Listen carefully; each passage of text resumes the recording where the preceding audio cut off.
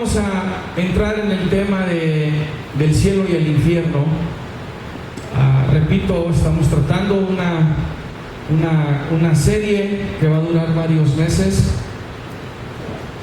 Le llamamos formación ministerial y hemos estado tratando diferentes temas que son fundamentales a la fe. Y este es uno de ellos, el cielo y el infierno.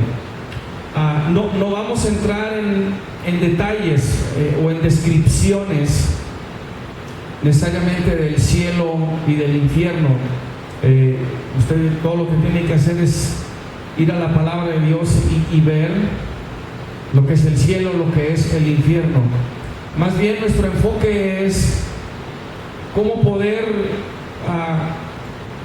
comunicarle a alguien más, cómo estar equipado para poder en plática con alguien más poder tratar este tema del cielo y del infierno y presentar el por qué creemos en estos dos lugares. Y porque, ¿verdad? No sabemos más que por fe que existe el cielo y que existe el infierno. Pero la intención es poder decir más que necesitas creer por fe en el cielo y en el infierno. ¿Qué más podemos aportar? ¿Qué más podemos decir en cuanto a este tema? Y esa es la intención, más que nada. Vaya conmigo a Hechos 1, capítulo 11.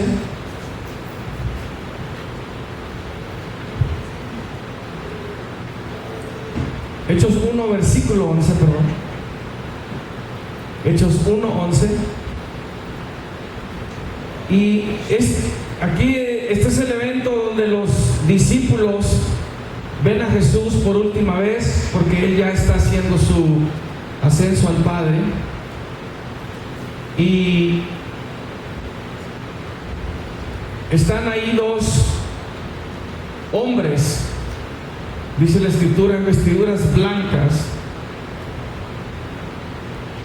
y se dirigen a los discípulos y les dice: varones galileos, ¿por qué estáis mirando al cielo?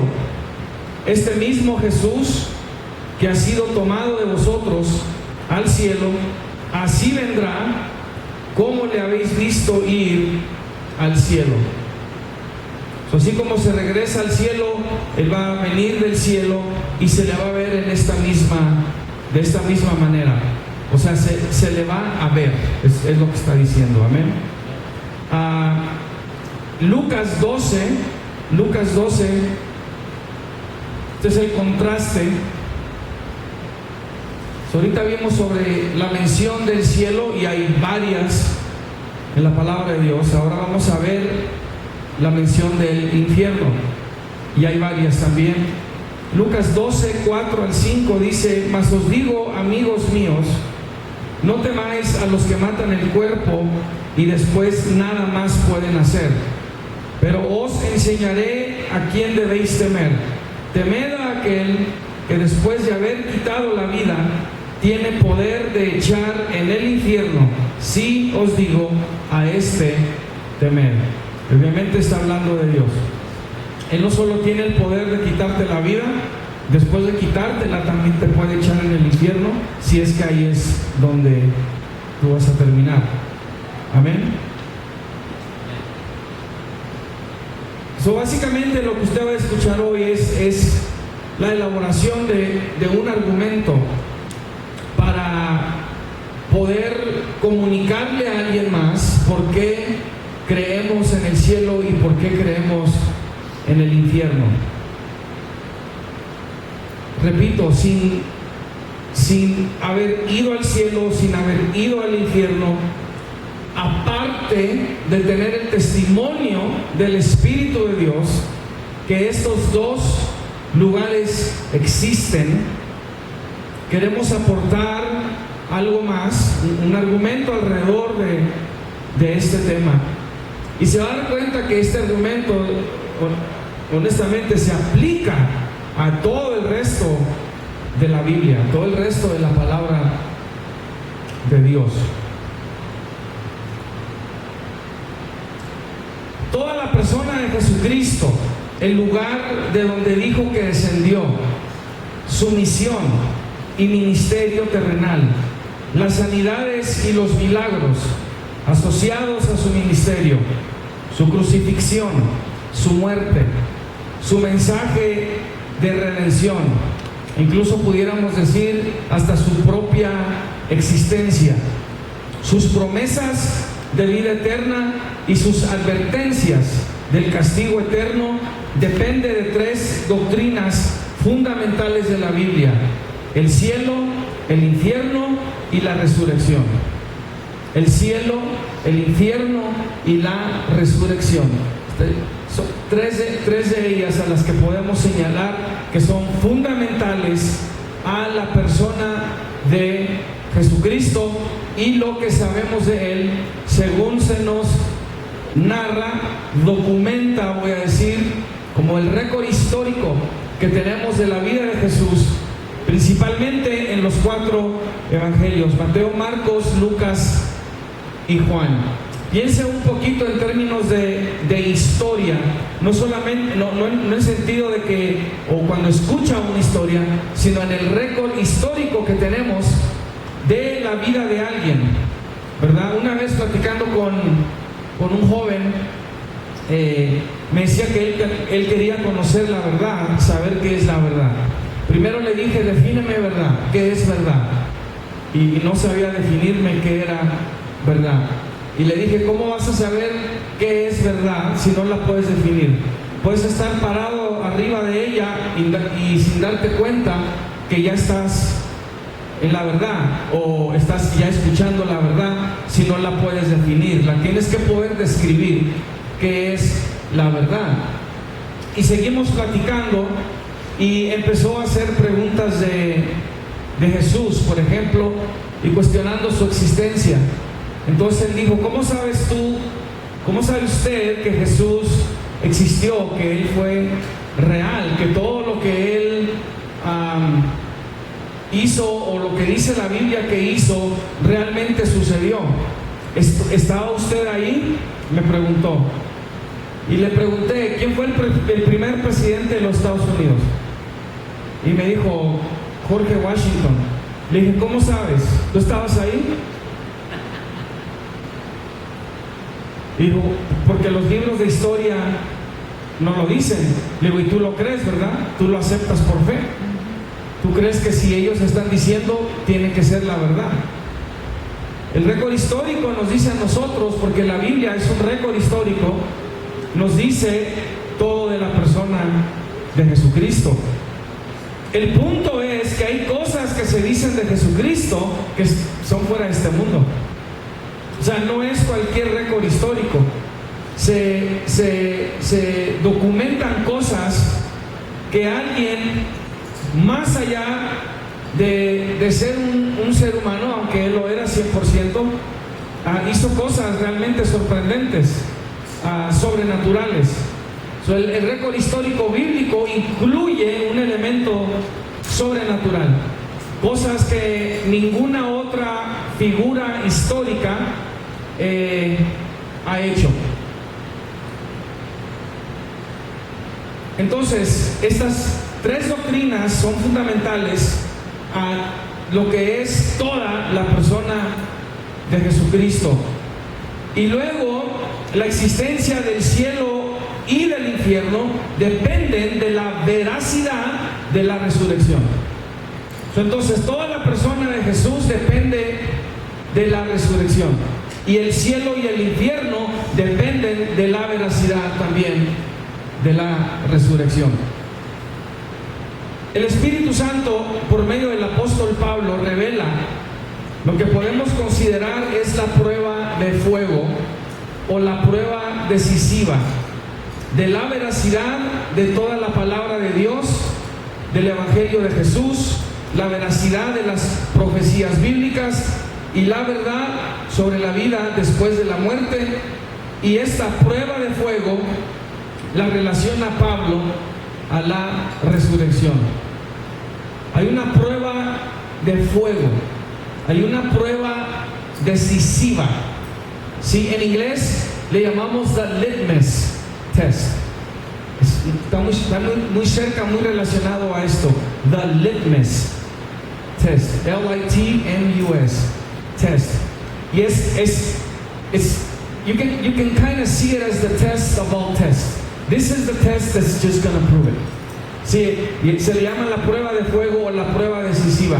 ¿Cuántos llegaron a ir allá a un mercado en Juárez? ¿Sí? ¿Cuántos de pronto iban a comprar un pedazo, una joya, un anillo, un collar, etcétera? ¿Sí? Y luego el vendedor te dice, ¿sabe que este es oro puro? Es de 14 quilates, ¿verdad que sí?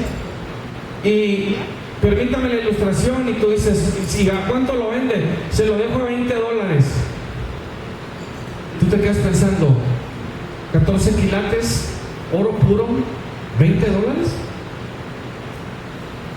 Y vamos a decir que tú en ese momento tú le dices, oh wow, ok, ¿sabe que aquí traigo un poquito de ácido? Podemos meterlo, el anillo, al ácido. Si está chapeado, ¿qué va a pasar? Se va a caer todo, se va a deshacer todo, ¿verdad? Y si es oro puro, sólido, lo vas a meter, lo vas a sacar, ¿qué va a pasar? Es oro. Esa es la prueba de fuego. ¿Estamos entendiendo? Déjame le explico así poquitito de dónde viene el concepto de la prueba de fuego. En tiempos de antes, cuando alguien quería probar o comprobar que estaba diciendo la verdad, era más una superstición la que se manejaba que otra cosa. Realmente no lo usaban, como se entiende, para torturar, pero se le hacía una prueba de fuego a la persona para saber que estaba diciendo la verdad, o si decía que era un dios o una diosa, se les hacía una prueba de fuego. Y el punto era que si podían caminar sobre fuego, sobre algunas barras de hierro al rojo vivo, y las pisaban y no se quemaban y no les pasaba nada, eran quienes decían quién eran. Pasaban la prueba de fuego. O si podían cargarla en la mano una distancia y llevarla a tal lugar y no tenían absolutamente nada en las manos, pasaban la prueba de fuego. Sadrach, Mesach y Abednego comprobaron que su Dios era el Dios de todos los dioses cuando entraron al fuego y no les pasó nada. Esa es la prueba de fuego. ¿Estamos entendiendo? Muy bien. Diga conmigo, la prueba de fuego. Otra vez, la prueba de fuego de toda la Biblia es la resurrección. Esa es. Esa es la prueba de fuego de toda, absolutamente toda la Biblia, de toda la palabra de Dios. Y Pablo lo dijo así, de esta manera, en 1 Corintios 15, 13 y 14, si gusta ir ahí. 1 Corintios 15, 13 y 14. El apóstol Pablo, repito, está hablando de lo que sería la prueba de fuego, y Pablo, como nosotros lo entendemos y lo aceptamos y recibimos, está hablando bajo la inspiración del Espíritu Santo. Ahora, lo que yo estoy por decir no funciona, no con alguien que no es creyente, porque estás usando la misma Biblia como la autoridad o la referencia para comprobar algo de Jesús, significando que es, por decirlo así, ¿no? Alguien pudiera decir, es un perjuicio, it's a bias. Si tú usas la Biblia para tratar de comprobar algo acerca de la vida de Jesús, porque eso es precisamente lo que estamos tratando de comprobar. Entonces a esto se le llama una autorreferencia. So you can't be self-referencing when you're trying to prove something. No puedes usar la Biblia como una autorreferencia para probar la existencia de Jesús, porque obviamente la Biblia va a decir que Jesús existió y es quien dijo que era. Right? Y ahorita le digo por qué le estoy diciendo esto. Pero lo que comenta aquí, y aún por ser autorreferente, se puede poner a prueba. Ese es un punto, se puede poner a prueba. ¿Qué es lo que dijo Pablo? Repito, bajo inspiración del Espíritu Santo. Esta es la prueba de fuego. Y dijo así, 1 Corintios 15, 13 y 14: porque si no hay resurrección de muertos, tampoco Cristo resucitó. Y si Cristo no resucitó, vana es entonces nuestra predicación, vana es también vuestra fe. O sea, ¿qué estamos creyendo pues? Si Él no resucitó, si Jesús está muerto, ¿qué estamos haciendo aquí? Estamos perdiendo el tiempo. Usted y yo somos personas que se mueven en fantasía, somos personas que se mueven en delirio, somos personas que se mueven en imaginaciones. Nada de esto es cierto. Es lo que está diciendo el apóstol Pablo. Si usted sigue leyendo ahí, dice, que si Él lo resucitó, no solamente nuestra fe es vana, inútil, no sirve para nada. Aquí no hay realmente ninguna sustancia espiritual. Dice, somos los hombres que más merecen lástima de toda la gente, porque estamos esperando algo que no va a suceder, ¿verdad? Esta es la prueba de fuego. Aquí la estamos viendo. Entonces la persona y el mensaje de verdad de Jesucristo dependen absolutamente de la veracidad de su resurrección. O sea, si sí resucitó, que sí resucitó. Si Cristo no resucitó, todo el cristianismo es una farsa. Nosotros somos testigos falsos.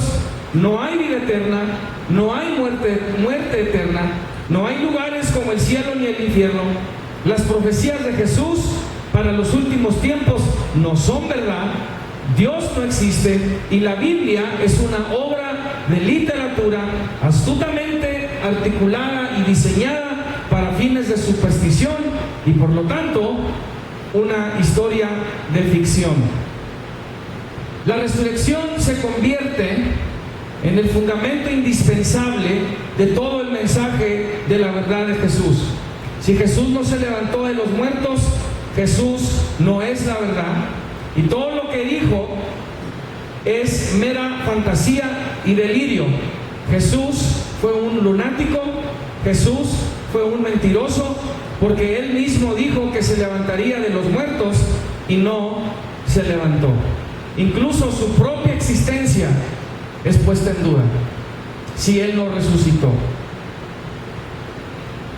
Durante su ministerio terrenal, Jesús usó una dinámica muy poderosa y fue de usar la manifestación de obras sobrenaturales y milagrosas como evidencia de su divinidad y autoridad espiritual.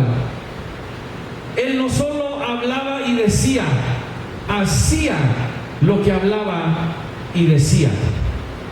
Esa es una dinámica que Él usó a través de su ministerio. No debemos perderla de vista, ¿ok? Usó esta dinámica principalmente para confirmar y corroborar con evidencias sobrenaturales la veracidad de su mensaje. Usaba evidencias sobrenaturales para confirmar y corroborar la veracidad de su mensaje. Esto es importante. En una ocasión que algunos judíos trataron de matar a Jesús por la blasfemia de hacerse Dios, Jesús les responde: si no hago las obras de mi Padre, no me creáis, no me creas. Si no hago las obras de mi Padre, no me crean. Repito, yo no nada más estoy diciendo, yo nada más estoy predicando, yo no nada más estoy hablando, les estoy demostrando quién soy y de dónde vengo. Él está usando esta dinámica, la usó a través de su ministerio. Les dice, más si las hago, aunque no no me creáis a mí, creed a las obras, para que conozcáis y creáis que el Padre está en mí y yo en el Padre. Permítame decirle aquí, cuando usted lee la palabra de Dios, cuando usted lee lo que Jesús dijo, si Jesús fue un lunático o fue un mentiroso, tuvo que haber sido el mejor que jamás caminó en la faz de esta tierra para poder elaborar un engaño y una mentira pero tan, yo creo que no tenemos una palabra para describirla, pero yo diría tan sofisticada, tan perfecta, que no lo podían atrapar en una contradicción. ¿Sí? Usted apenas se acuerda lo que hizo la semana pasada. Y si le preguntan, usted va a decir, dice esto y lo otro. Y luego de pronto alguien más le puede decir, sí, pero también hiciste esto. O sea, ni tú te acuerdas.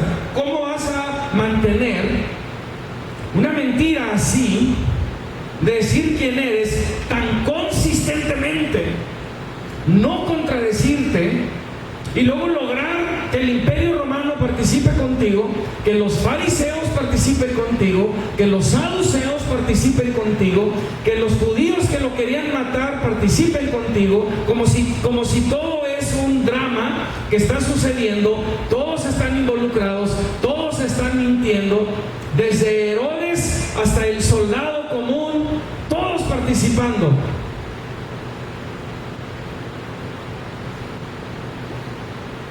Y un lunático hizo todo esto. ¿Quién realmente serían los lunáticos? ¿Verdad? No está la capacidad en un lunático de poder hacer algo así. El principio que aprendemos aquí entonces es de esta dinámica que usó Jesús. Yo no solamente hablo, yo les demuestro. Capte, esto es importante. Yo no solamente hablo y digo, yo les demuestro. Esto es importante porque Él dijo que Él iba a levantar su cuerpo. Él dijo que Él iba a levantar su cuerpo. Y Él no solo hablaba, Él hacía. Él lo demostraba. ¿Estamos entendiendo? El principio pues que aprendemos aquí es que al declarar que es sanador, la declaración es seguida por Él por evidencias sobrenaturales de sanidad. Como cuando sanaba a los leprosos, o echaba fuera demonios, o sanaba otras enfermedades, ceguera, ¿verdad? Toda clase, Él lo hacía. Al declarar que es Salvador, la declaración es seguida por evidencias de la experiencia de salvación y las vidas transformadas. Por ejemplo, un Zaqueo que vemos en la Biblia, que completamente cambia porque tuvo un encuentro con Jesús. Ese es un ejemplo. Aunque la demanda de fe es central al Evangelio, Jesús practicó mostrar evidencias de la divinidad de su persona y su Evangelio Salvador como consecuencia lógica de sus aseveraciones, o sea, de lo que Él decía. Jesús no habló solamente cosas, las demostró. La dinámica y principio de mostrar evidencias fue fundamental para el ministerio terrenal de Jesús, especialmente cuando su divinidad era puesta en cuestión. Cuando unos escribas pensaron que Jesús blasfemaba porque se atrevió a perdonar a un paralítico que buscaba su sanidad, Jesús les preguntó a estos escribas, ¿qué es más fácil decir? ¿Los pecados te son perdonados? O decir, levántate, toma tu lecho y anda. Obviamente es más fácil decirlo nada más. Tus pecados te son perdonados. Es mucho más difícil decirle, levántate, toma tu lecho y anda, porque ahí tiene que demostrar poder. Los escribas no lo dicen en ese momento, pero en esencia lo que está pasando es lo siguiente: si tú realmente eres Dios y tú realmente puedes perdonar pecados, haz que se levante este paralítico. Eso para nosotros sería la prueba de fuego. That would be the litmus test for us. ¿Estamos entendiendo? Sin embargo, si dices quién eres, que dices ser por naturaleza, lo vas a demostrar. El Evangelio de Marcos lo documenta de la siguiente manera para nosotros. Vayan conmigo ahí a Marcos 2, 1 al 12. Marcos 2, 1 al 12. Cuando yo lo encuentre, diga prueba de fuego.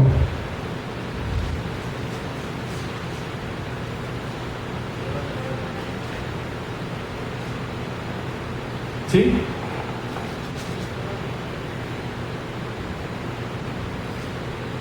Empieza ahí, entró Jesús otra vez, ¿sí? En Capernaum, después de algunos días, y se oyó que estaba en casa. E inmediatamente se juntaron muchos, de manera que ya no cabían ni aún a la puerta, y les predicaba la palabra. Entonces vinieron a él unos trayendo un paralítico que era cargado por 4. Y como no podían acercarse a él, a causa de la multitud, descubrieron el techo de donde estaba, y haciendo una abertura, bajaron el lecho en que yacía el paralítico. Al ver Jesús la fe de ellos, dijo al paralítico: Hijo, tus pecados te son perdonados. Estaban allí sentados algunos de los escribas, los cuales cavilaban en sus corazones. Porque habla así, blasfemias dice: ¿quién puede perdonar pecados sino solo Dios? Y conociendo luego Jesús en su espíritu que cavilaban de esta manera, dentro de sí mismo les dijo: ¿por qué caviláis así en vuestros corazones? ¿Qué es más fácil decir al paralítico: tus pecados te son perdonados? O decirle: levántate, toma tu lecho y anda. Pues para que sepáis que el Hijo del Hombre tiene potestad en la tierra para perdonar pecados, dijo al paralítico: a ti te digo, levántate, toma tu lecho y vete a tu casa. Entonces él se levantó enseguida y tomando su lecho salió delante de todos, de manera que todos se asombraron y glorificaron a Dios, diciendo: nunca hemos visto tal cosa. Él les está demostrando que tiene potestad para perdonar pecados. Cuando él hace eso, les está demostrando que es Dios, pero no solamente porque lo habló, porque lo dijo, les demostró el poder. Y la prueba de fuego fue que levanta al paralítico de su lecho. Lo comprueba. ¿Sí? Lo comprueba. Si él dice: yo soy la resurrección y la vida, la prueba de fuego es que él resucite a alguien, ¿no? ¿Verdad que sí? Cuando resucita a Lázaro, esa fue la prueba de fuego. Cuando resucita a una niña, a ti te digo, Talita Komi, ella se levanta. Esa es la prueba de fuego. Él dijo: yo soy la resurrección, va y resucita a alguien, ¿sí? Entonces, aquí Jesús no solo comprueba que tiene poder sanador, más significante con el milagro al paralítico, evidencia que es Dios. En este caso, la prueba de fuego de su deidad fue levantar al paralítico de su lecho, porque es más fácil decir que demostrar poder milagroso, sobrenatural, para confirmar tu mensaje. Pero él lo demostró. Él lo demostró, les dio la prueba de fuego. Todo su mensaje, sus declaraciones de deidad y de poder, la respaldó con demostraciones de poder sobrenatural. La declaración más grande entonces que tuvo que respaldar fue la de su propia resurrección. En Juan 2:19 Jesús dijo: destruid este templo y en 3 días lo levantaré. Yo lo voy a levantar. Yo.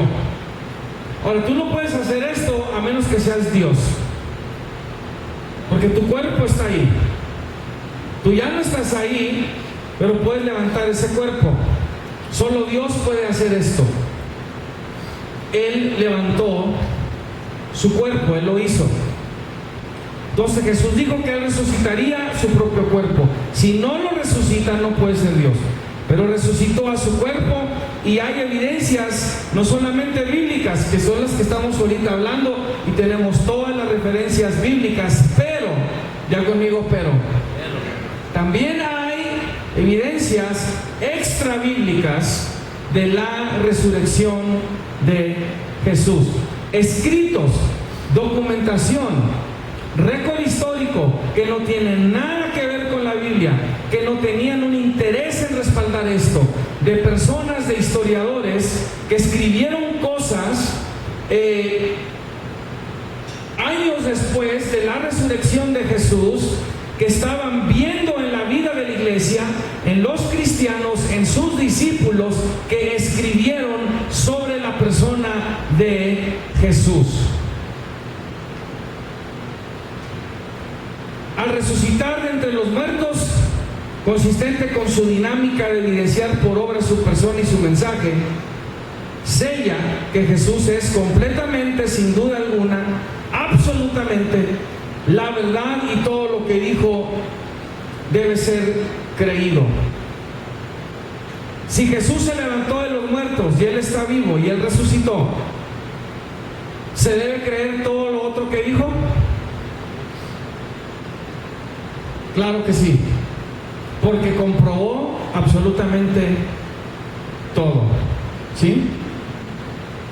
Por lo tanto, así como toda la palabra de Dios y el Evangelio de Jesús dependen de la resurrección, esta es la prueba de fuego, por defecto de la resurrección, la existencia del cielo y del infierno son reales porque son indispensables a la misión y mensaje de Jesús de salvar para vida eterna, y su advertencia de la muerte eterna. Era parte de su mensaje, es parte de su evangelio.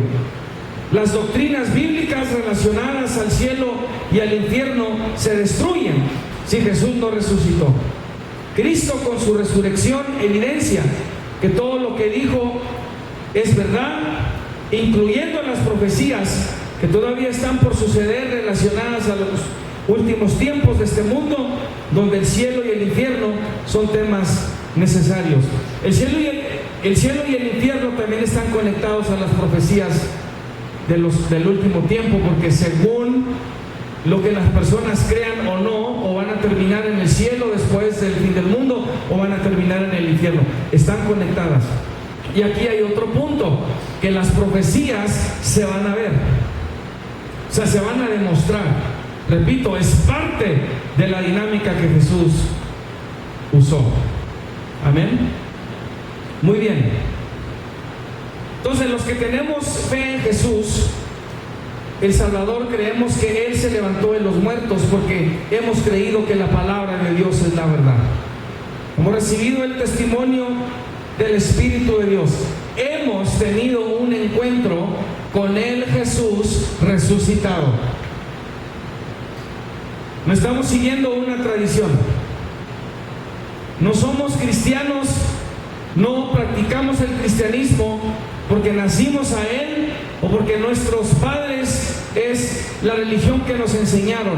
No, tuvimos un encuentro con el Jesús resucitado por medio de su Espíritu, y por medio de su Espíritu Santo nos da testimonio que somos hijos de Dios y que si mañana morimos estaremos con Él.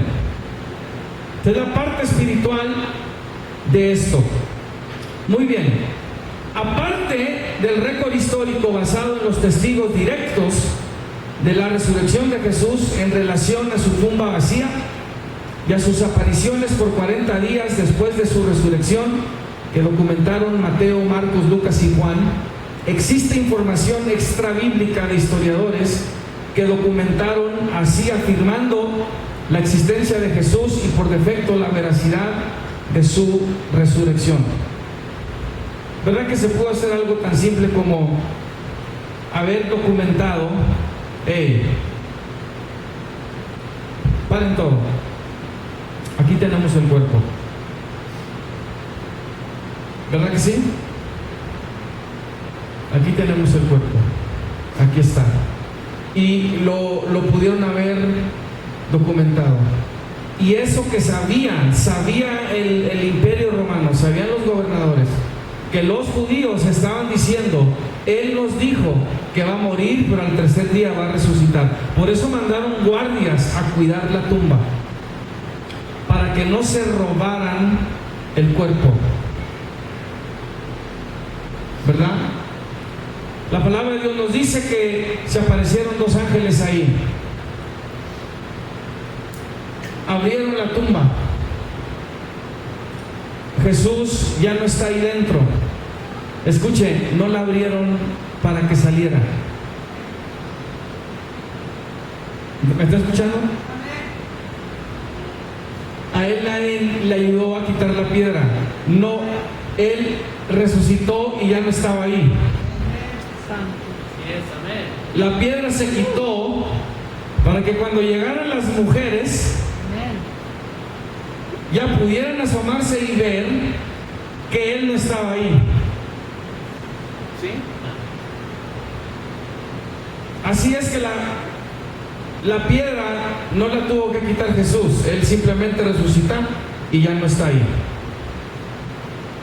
El punto es que el cuerpo nunca lo encontraron. Nunca lo encontraron. Es algo realmente asombroso, especialmente durante esos tiempos donde yo creo que fácilmente lo pudieron haber encontrado y no lo encontraron. Escucha, hasta este día no hay ningún récord histórico que diga que el cuerpo lo encontraron. De nadie. Ni de sus contemporáneos, o sea, gente que vivió en su tiempo. Nadie dice que encontraron su cuerpo. Nadie. Alguien hubiera dicho algo, porque según nos narra la palabra de Dios, lo que sucedió, todos supieron, todos se dieron cuenta de lo que estaba pasando. Si hay una figura como la de Jesús, que decía lo que decía y hacía lo que hacía y dijo que iba a resucitar, y no sucedió, alguien hubiera dicho, hubo un movimiento, una secta que hablaba así, decía estas cosas, pero cuando vino el día de que fue crucificado, no resucitó, encontramos su cuerpo, aquí está, lo tenemos documentado.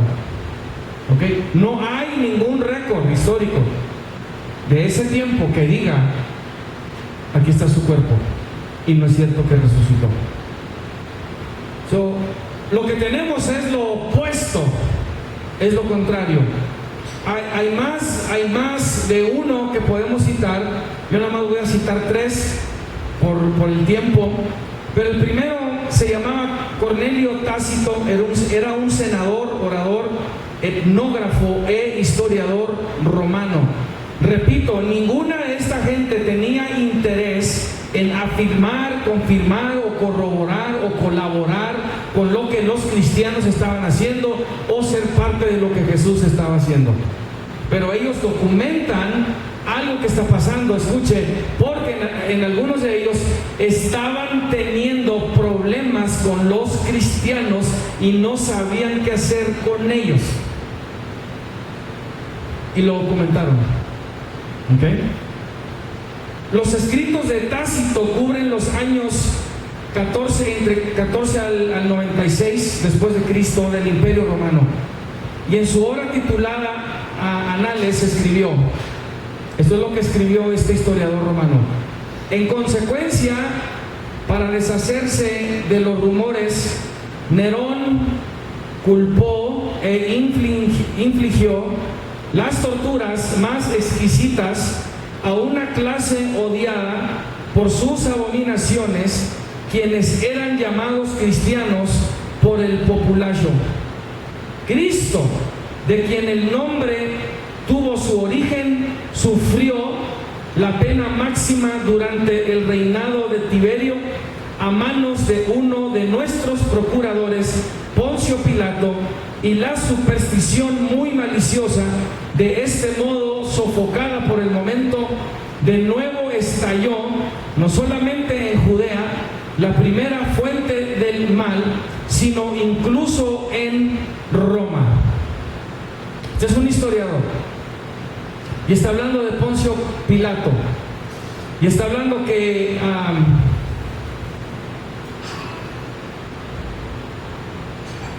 del reinado de Tiberio. Pilato y Tiberio están en la Biblia. Este es un historiador que le está haciendo referencia a estos gobernadores, ¿sí? Y está aquí diciendo que este sufrió, Cristo, la máxima pena, que fue la muerte. No dice crucifixión, pero se asume que es la crucifixión. Y lo está citando. Repito, no tiene ningún interés de hacerlo, pero lo hace. Entonces, este es otro documento aparte de la Biblia. ¿Estamos entendiendo? ¿Sí?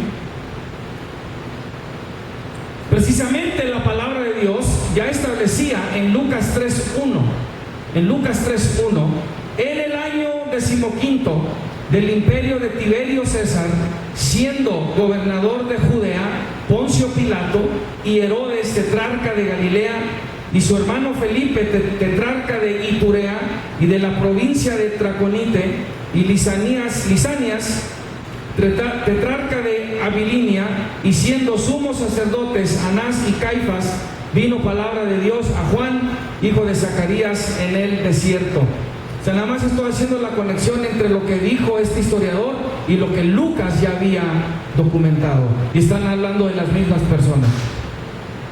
¿Sí? Según historiadores, Poncio Pilato fue gobernador de Judea entre los años 26 y 36 después de Cristo, que caen dentro del marco de la vida de Jesús. Porque lo que se cree es que Jesús murió a los 33 años.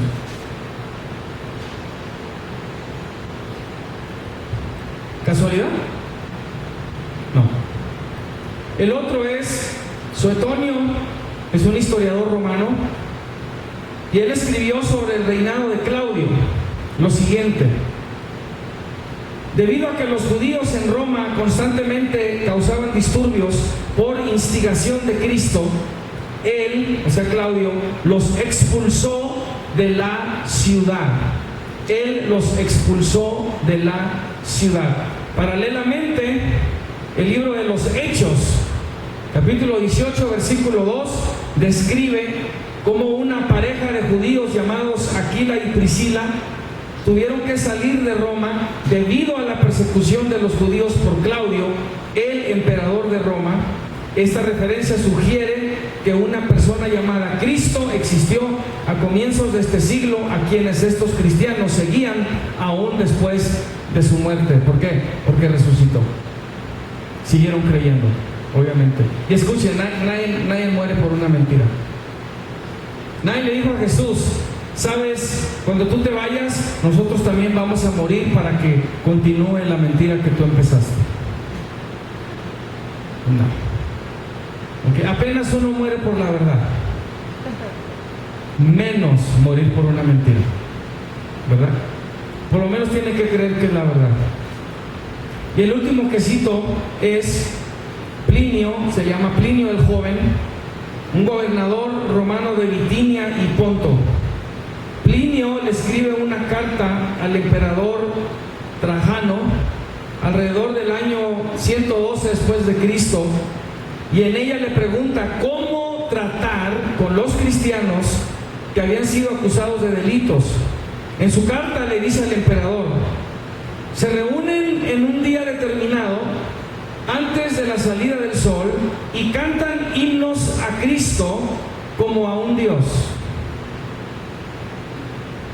Por esto, aún más, vi necesario extraer por tortura la verdad de dos mujeres esclavas, a las cuales ellos llamaban diaconisas.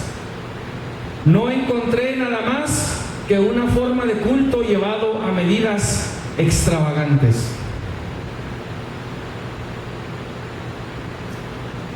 ¿Suena como cristianos? Extravagantes, fanáticos, locos. ¿Sí? Amén. Y en medio de todo esto, ¿quién está? La persona de Cristo. Lo menciona, lo comenta. Después del ascenso de Jesús al cielo, los discípulos continuaron con la comisión de Jesús de predicar el Evangelio a toda criatura. La Biblia y el récord histórico humano registran cómo los cristianos fueron perseguidos y matados por su fe en Jesús.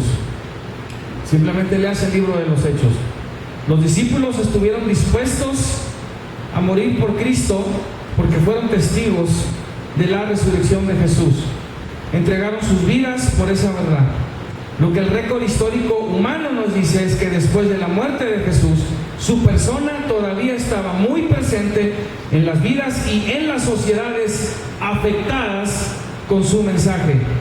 Lo que no vemos, repito, lo que no vemos en el récord histórico es la negación de la existencia de Jesús ni de su resurrección, cosa que fácilmente se pudo haber hecho desde entonces por los opositores al cristianismo, tanto del lado de los judíos como de los romanos, para detener el avance del Evangelio como una farsa. Sin embargo, nadie de esos tiempos lo negó. Nadie. Lo que trataron de hacer fue decir otras cosas de la persona de Jesús, como decir que era un lunático o era un mentiroso. Pero al decir, sí, fue un lunático, fue un mentiroso, están diciendo, sí existió. Lo que tratan de hacer es cambiar la historia de él. Pero nadie niega su resurrección, que no fue cierto. No la hay. Búsquela. Si él resucita y el cielo y el infierno son centrales a su mensaje, y él regresa al cielo de donde dijo que vino, el cielo existe. Porque ¿dónde está? Si no hallaron su cuerpo, ¿dónde está? El Apocalipsis nos dice que está sentado en su trono, en el cielo. Amén. Muy bien. Denle un aplauso al Señor.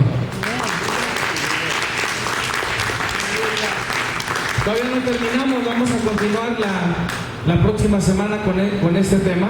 Así es que no falte, véngase. Si usted va a querer el material, apúntese con la pastora para que al final de esta clase lo pueda recibir. Amén. Dios me los bendiga.